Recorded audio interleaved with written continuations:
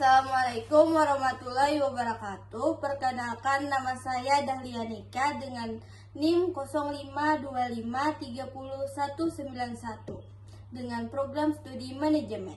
Baik, kali ini saya ingin melakukan wawancara tentang budaya organisasi di dalam rumah tangga.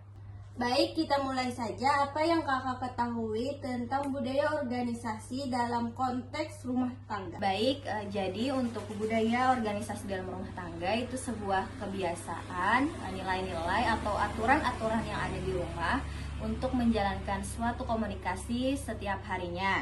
Jadi, dengan adanya budaya organisasi dalam rumah tangga, kita akan lebih mudah untuk mengambil sebuah keputusan serta mencari jalan bersama-sama untuk sebuah masalah. Baik, kita lanjut. Menurut kakak, kenapa budaya organisasi penting di rumah? Ya, karena budaya organisasi yang baik dapat membantu keluarga menjadi lebih teratur, harmonis, dan setiap anggota keluarga dapat memiliki perannya masing-masing dan bertanggung jawab atas apa yang mereka kerjakan. Selanjutnya, ini juga mencegah kita agar terhindar dari konflik keluarga. Oke, baik, kita lanjut. Biasa prinsip apa saja yang ditetapkan di rumah? Nah, contohnya seperti kejujuran.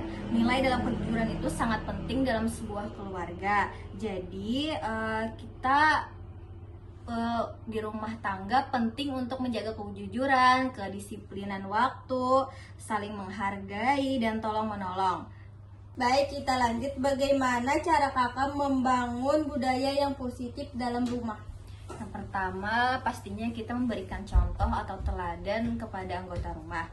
Lalu, kita membuat sebuah kesepakatan bersama sehingga kita bisa menjalankan peran kita masing-masing. Yang paling penting, kita harus konsisten dengan apa yang kita lakukan. Oke, kita lanjut lagi. Seberapa pentingnya menurut kakak komunikasi dalam rumah? Menurut saya, komunikasi sangat penting sehingga membuat aturan menjadi semakin jelas. Dengan begitu masalah jadi cepat terselesaikan. Baik, kita lanjut lagi. Pertanyaan berikutnya, apa biasanya tantangan atau hambatan yang muncul di dalam rumah tangga?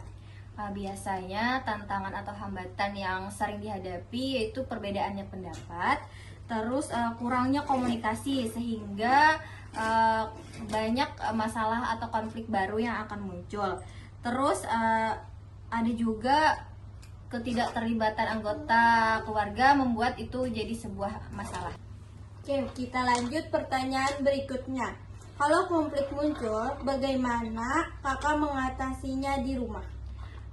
Pertama, kita akan melakukan diskusi sama-sama mencari jalan tengah yang pastinya dengan hati yang tenang terlebih dahulu. Setelah itu kita tidak boleh saling menyalahkan. Kita mencari jalan tengah untuk penyelesaian masalah.